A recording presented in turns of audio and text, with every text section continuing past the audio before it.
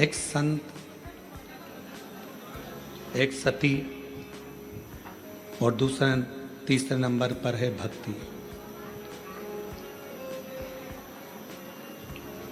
जिस गांव में, जिस नगर में, जिस शहर में, जिस कॉलोनी में, जिस परिवार में संत जैसा स्वभावी कोई मनुष्य हो,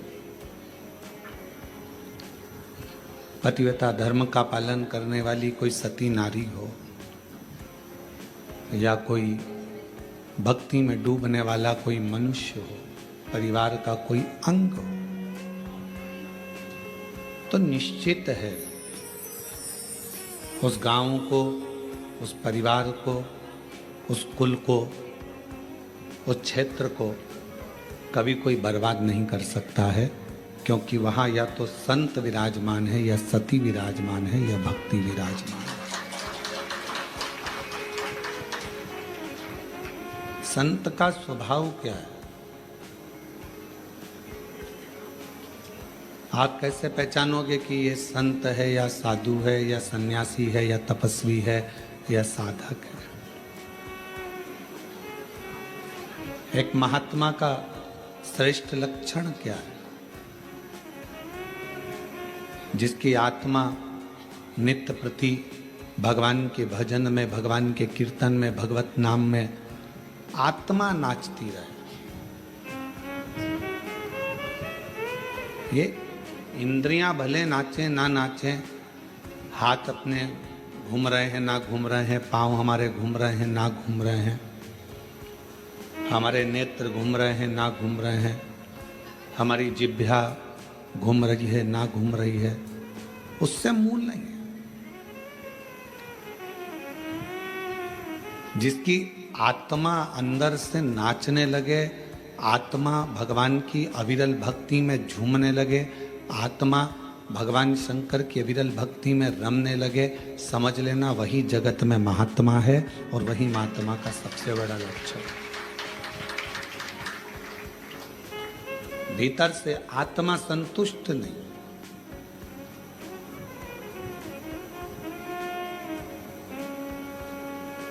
घर के दरवाजे पर लिख दिया शुभ और लाभ, और अंदर रहने वाले व्यक्ति के बुद्धि में शुभ और लाभ विचार नहीं है, तो क्या मतलब? केवल शुभ लिखने से या लाभ लिखने से फल नहीं मिलेगा, शुभ विचारों के होने से भी हमारे घर की पवित्रता रहे।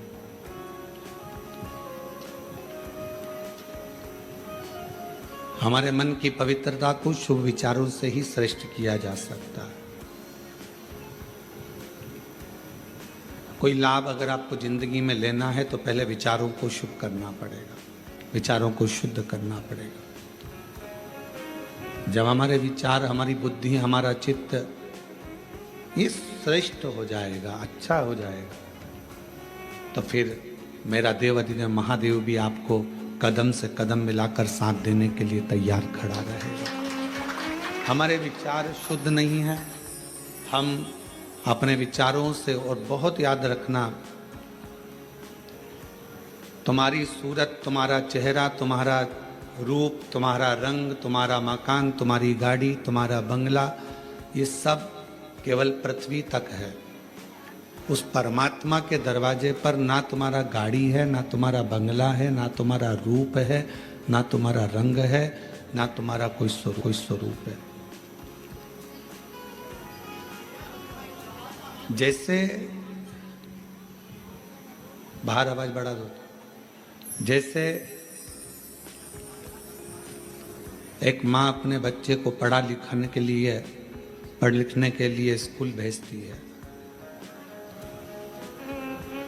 और माँ सुबह जब बच्चे को तैयार कर कर स्कूल भेजती है, तो माँ ये कामना कर कर भेजती है कि मेरा बच्चा 2 बजे, 5 बजे, 3 बजे स्कूल से 12 बजे वापिस लौट कर आए। जैसा मैंने भेजा है वैसा ही मेरी बच्चा है। जगत में कोई माँ ऐसी है जो अपने बच्चे को भेजती हो और मन में सोचती हो कि ये वापिस ना आए?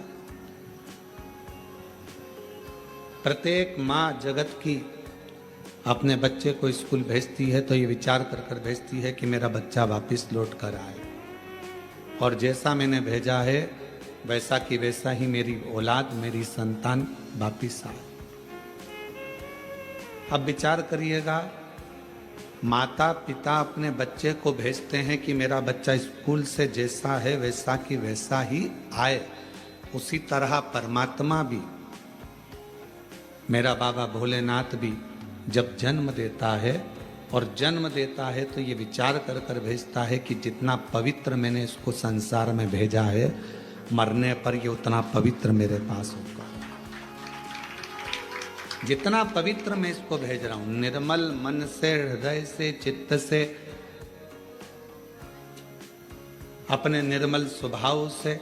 एक बच्चा जब जन्म लेता है, एक बच्चा जब जन्म लेता है तो उसका स्वभाव कोई कपटी नहीं होता। एक बच्चा जब जन्म लेता है तो उसका स्वभाव कभी बेकार नहीं होता। एक बच्चा जब जन्म लेता है तो उसका स्वभाव कपटी नहीं होता, बेकार नहीं होता, वो छल करना नहीं जानता। बस जैसे परमात्मा ने एक बच्चे को जन्म दिया, उसका मन एकदम साफ है, शुद्ध है, उसके मन में कोई भेद नहीं है, उसके मन में कोई कपट नहीं है, उसके मन में कोई बेईमानी नहीं है, छल नहीं है। भगवान भी चाहता है जैसा मैंने तुझे भेजा स्कूल वैसा कि वैसे ही लौट कर आना, जैसा मैंने तुझे भेजा संसार में वैसा ही लौट कर मेरे पास आना, जैसा मैंने भेजा है।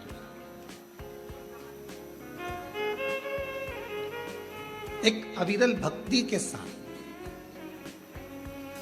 संत, सती और भक्ति, कौन कौन है? तीन, संत, सती और भक्ति। ये तीन अगर हमारे घर के अंदर इन तीन में से एक भी है, जरूरी नहीं कि कोई कपड़े बदल लेगा तो संत हो जाएगा, कोई माला पहन लेगा तो संत हो जाएगा, कोई जटा बढ़ाएगा तो संत हो जाएगा। संत का ये लक्षण नहीं है। संत का लक्षण है कि जहां रह रहा है, जिस स्थान पर रह रहा है, जहां वो है, वहां रहकर अविरल भक्ति को धारण करना। अविरल भक्ति,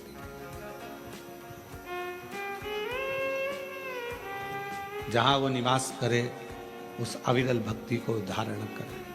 संत का लक्षण है संसार की बातों से, संसार की मोह माया से, संसार के सारी दुनिया के संसार के सुख से, भोग से दूर है, वो संत।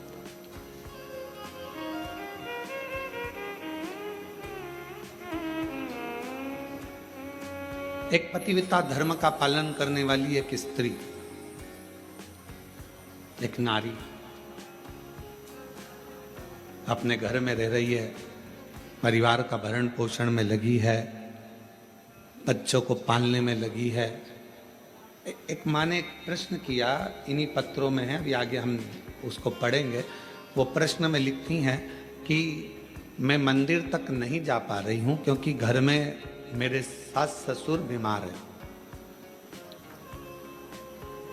फिर उसने पत्र में लिखा कि मैं पहले मंदिर जाती थी, अब नहीं जा पा रही हूँ क्योंकि मेरे सास ससुर बीमार हैं, पति को खदान में काम पर जाना पड़ता है, बच्चों को स्कूल जाना पड़ता है, तो क्या अब मैं पूजन शिवजी की मंदिर में कैसे करूं? तो मेरा उस बहन से जिसने पत्र लिखा है, उस बहन से इतना ही कहूँगा कि आप मंदिर नहीं जा सकते, अपने सास ससुर की सेवा कर रहे हो, परिवार की सेवा में लगे हो, ये भी मेरे शंकर की सेवा ही है, ये भी मेरे शिव की सेवा। और दूसरा, आपका मन करता है कि मैं मंदिर नहीं जा पा रही हूँ, मेरे मन में खलबली है मंदिर ना जाने की, तो अपने घर में जो शंकर भगवान का शिवलिंग है, अपने घर में जो शिवलिंग विराजमान है, उसकी सेवा करो, उसको जल चढ़ा लो, उसकी आराधना कर लो, मंदिर में पूजन के बराबर ही फल प्राप्त होगा। आप उस सेवा में तो लोग सास ससुर की भी सेवा कर रहे हैं। पंडरीनाथ में हरि विठ्ठल विराजमान है, किसके लिए आए थे? पौंडलिक के लिए। पौंडलिक ने करा क्या था? अपने माँ बाप की सेवा, अपने माता पिता की सेवा। वो तो कभी मंदिर में नहीं गया, ना वो कभी शिवालय गया, ना देवालय गया, ना मंदिर गया, केवल माँ बाप की चरणों की सेवा कर रहा था। इतनी सेवा में लीन हो गया कि भगवान हरि विट्ठल को आकर, पांडुरंगा नारायण को आकर दर्शन देना पड़ा। इतना कीचड़ हो रहा था कि वहां पौंडलिक ने एक ईंट फेंक दी और उस ईंट के ऊपर भगवान दोनों हाथ कमर पर रखकर खड़े हो गए। हरि विट्ठल खड़े हो गए, उसका इंतजार करते रहे। भगवान कह रहे हैं तू आ, मेरा दर्शन कर ले। वो कहता है पहले माँ के चरण दबा रहा हूँ, पिता के चरण दबाऊंगा, फिर तुम्हारे से मिलने के लिए आऊँगा। बाद में भगवान से मिलने के लिए आया तो भगवान ने पूछा पौंडलिक तेरी सेवा से मैं प्रसन्न हूँ, मांग तुझे क्या चाहिए। उसने कहा बस इतनी कृपा कर दो, जो अपने माता पिता की सेवा करे उसको तुम ऐसे ही दर्शन देते रहना, करुणा करते रहना, ऐसे ही कृपा। क्या करें हम? कोई कोई माता ऐसी हैं, कोई कोई भाई ऐसे हैं, कोई कोई जीजियाँ जीजा, मेरी बेटियाँ बेटा ऐसे हैं, मंदिर बहुत दूर है, जाएंगे कैसे? कैसे? तो जहां अपना घर है, घर के अंदर जो शिवालय है उसकी भी आराधना कर सकते। घर में जो मंदिर है, घर में जो भगवान विराजना है उसकी भी आराधना करो, साधना करो। कभी भी अपने घर के बच्चे को नालायक मत समझो, कभी भी अपने घर के बच्चे को हम हमेशा लायक ही समझो। अपने घर का जो बेटा है, कई माताएं अपने बच्चे से कह देती तुझ में अकल नहीं है, तुझ में अकल नहीं है, तुझ में अकल नहीं है। कई माताएं कह देती हैं अपनी अपनी बातों में, वो देखो उसका पति बेचारा इतना कर लेता है, उसका पति वैसा कर लेता है, और तुम तो घर में पड़े रहते हो, तुम्हारे से तो कोई काम बनता नहीं है, ये जाते नहीं बनता, वो काम करते नहीं बनता। अपने घर में, अपने परिवार में ये ना देखा जाए कि कौन कमजोर है। ठीक है, कोई कोई बच्चा पढ़ने में होशियार रहता है, कोई कोई किसी कला में होशियार रहता है। मेरा भगवान किसी को कम तो नहीं रखता, भगवान सबको लेवल बराबर बनाकर रखता है।